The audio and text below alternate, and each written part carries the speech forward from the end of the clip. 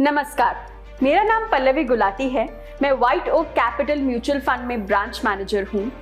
आजकल आपने देखा होगा कि हमारी पर कैपिटा इनकम बढ़ रही है, हम खर्चा ज्यादा कर रहे हैं, हमारे पास पैसा ज्यादा आ रहा है। तो जब ऐसे हमारे पास सिचुएशन होती है हमारी इकोनॉमी में, जब प्रॉस्परस होती है एक इकोनॉमी, तो हम सोचते हैं कि हमें इन्वेस्टमेंट्स करना चाहिए, जो कि एक बहुत अच्छा थॉट है। तो अगर हमें इन्वेस्टमेंट्स करनी है तो नेक्स्ट क्वेश्चन आता है कि इन्वेस्ट कहाँ करें। तो ये एक ऐसा क्वेश्चन है जिसके लिए आपको फिर रिसर्च करनी पड़ती है, आपको एडवाइजर्स के पास में जाना पड़ता है और ये आपको काम थोड़ा सा मुश्किल लगता है, आप इसको डिले कर देते हैं। तो जब भी आप इन्वेस्टमेंट करने की सोचें तो आप हमेशा ध्यान रखें कि आपको एसेट एलोकेशन करना है। क्यों? क्योंकि इन्वेस्ट करने के बहुत सारे ऑप्शंस हैं। गोल्ड में करें, स्टॉक मार्केट में करें, म्यूचुअल फंड्स में करें, एसआईपी के थ्रू करें, रियल एस्टेट में करें, प्रॉपर्टी खरीद लें, कहां पर हम इन्वेस्ट करें। तो ये सारे ऑप्शंस के बीच में हमें समझ नहीं आता कि हम कहां करें। तो आज मैं आपको 6 ऐसे पॉइंट्स देती हूं जो आपको हमेशा कंसिडर करने चाहिए, 6 ऐसे फैक्टर्स जो आपको एसेट एलोकेशन में हेल्प करेंगे। तो सबसे पहला पॉइंट है जो कि है आपकी एज। आपकी एज बहुत मैटर करती है आपके इन्वेस्टमेंट्स में। तो थंब रूल ये है कि आप 100 माइनस आपकी एज जो भी आती है उतना एलोकेशन आपका इक्विटी में होना चाहिए। सपोज आपकी एज है 30 एंड आप 100 में से 30 माइनस करेंगे तो आएगा 70। इट मीन्स कि 70% of your investment should be in equity. Equity में क्यों?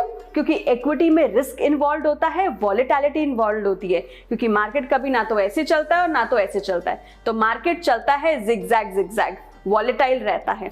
तो आपकी अगर एज कम है तो आप रिस्क ले सकते हैं और अच्छा पैसा बना सकते हैं लॉन्ग टर्म में। तो अगर आप 30 इयर्स के हैं या 100 माइनस आप एज करके देख लीजिए, उतना परसेंट आप इक्विटी में लगा सकते हैं। सेकेंड फैक्टर जो बहुत इंपॉर्टेंट है वो है टाइम होराइजन। आप कितने अवधि के लिए इन्वेस्ट करना चाहते हैं, लंबे समय के लिए, शॉर्ट टर्म के लिए, आप कितने टाइम के लिए इन्वेस्ट करना चाहते हैं। अगर आप शॉर्ट टर्म के लिए इन्वेस्ट करना चाहते हैं तो आप डेट में जा सकते हैं, एफडीज में जा सकते हैं, short term funds, ultra short term funds में जा सकते हैं, आप अपने सेविंग अकाउंट में पैसा रख सकते हैं। अगर आप लॉन्ग टर्म के लिए इन्वेस्ट करना चाहते हैं, लॉन्ग टर्म में अगर आप इन्वेस्ट करना चाहते हो तो आपके पास बहुत सारे ऑप्शंस, आप इक्विटी में इन्वेस्ट कर सकते हैं, आप लॉन्ग टर्म म्यूचुअल फंड्स में इन्वेस्ट कर सकते हैं। थर्ड जो फैक्टर आता है वो बहुत ही इंपॉर्टेंट फैक्टर है जो आपको ध्यान रखना चाहिए कि आपके गोल्स क्या हैं, फाइनेंशियल गोल्स क्या हैं। हम हमेशा भूल जाते हैं कि मुझे कार खरीदनी है, मुझे वेकेशन पे जाना है, मुझे शादी करनी है, पर हम उन गोल्स के लिए कभी भी प्लान नहीं करते हैं। तो आपको अपने गोल्स डिसाइड करने पड़ेंगे कि मेरे गोल्स क्या हैं। सपोज मुझे कार खरीदनी है 3 साल बाद या 2 साल बाद, तो उसके लिए मुझे आज कितना पैसा चाहिए। 5 साल बाद मुझे यूरोप टूर करना है या यूएस के टूर पे जाना है, तो मुझे क्या करना है, मुझे बेबीज प्लान करने हैं, उसकी एजुकेशन कैसे कंप्लीट होगी क्योंकि इतनी ज़्यादा महंगाई है। तो आपको अपने फाइनेंशियल गोल्स को डिफाइन करना है। अगर आपके फाइनेंशियल गोल्स 1 to 3 ईयर्स में आते हैं तो आप अपना जो पैसा है वो आप अपने liquid funds, date funds, hybrid funds में डाल सकते हैं। और अगर लॉन्ग टर्म में आता है तो आप अपना पैसा प्योर इक्विटी फंड्स में डाल देते हैं, जहां पे जो एग्रेसिव हैं आप प्रॉपर्टीज में इन्वेस्ट कर सकते हैं, जो कि पैसा लॉन्ग टर्म के लिए है। नेक्स्ट आता है नंबर ऑफ डिपेंडेंट्स।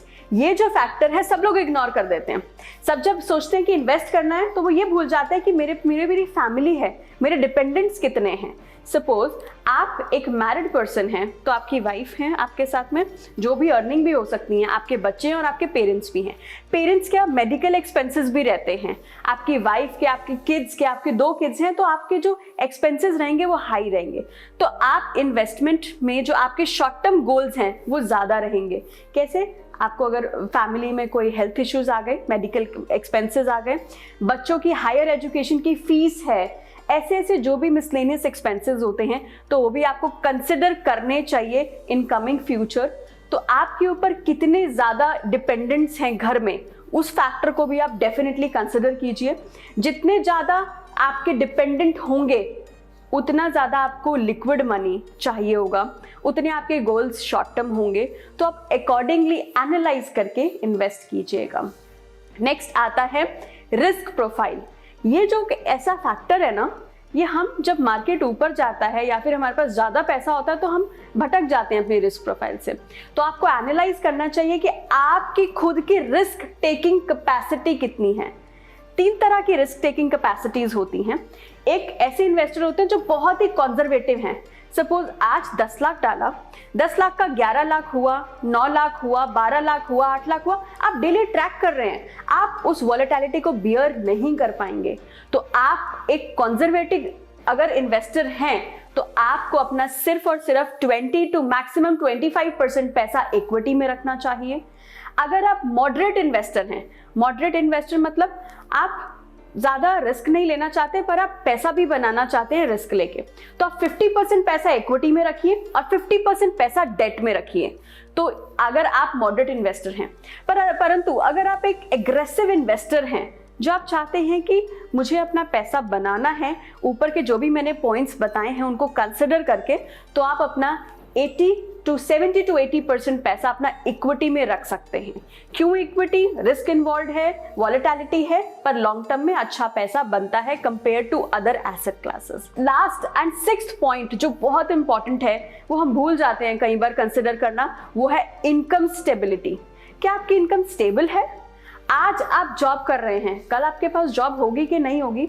आज आपकी सैलरी सपोज 1 लाख है महीने की या 50,000 है, क्या वो कंटिन्यूसली बढ़ रही है आपकी सैलरी?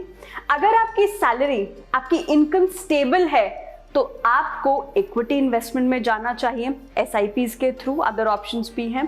अगर आप एक बिजनेसमैन हैं, बिजनेसमैन एक बिजनेस चला रहा है जिसमें उसने अपना खुद का इन्वेस्टमेंट किया हुआ है, बिजनेस में खुद आप इक्विटी ओनर हैं, आपका ही वो सारा पैसा है, तो वहां पे आपको डेट ऑप्शंस में ज्यादा अपना एलोकेशन देना चाहिए। इक्विटी में भी दे सकते हैं बट मेजरली आपको फिक्स्ड इनकम सिक्योरिटीज की तरफ जाना चाहिए।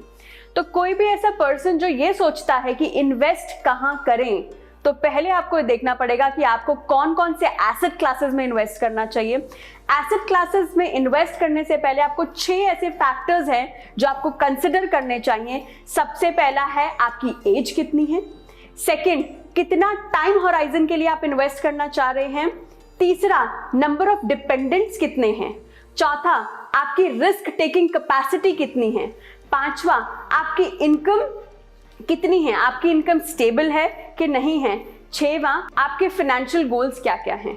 तो ये जो 6 फैक्टर्स हैं ये आपको ध्यान रखने चाहिए। इन्वेस्ट कहाँ करने से पहले अपना रिस्क प्रोफाइलिंग कीजिए, अपने आप के सारे फैक्टर्स को चेक कीजिए, क्योंकि हमेशा कहा जाता है, इन्वेस्टमेंट में बहुत कॉमन पॉइंट है, never put all your eggs in one basket.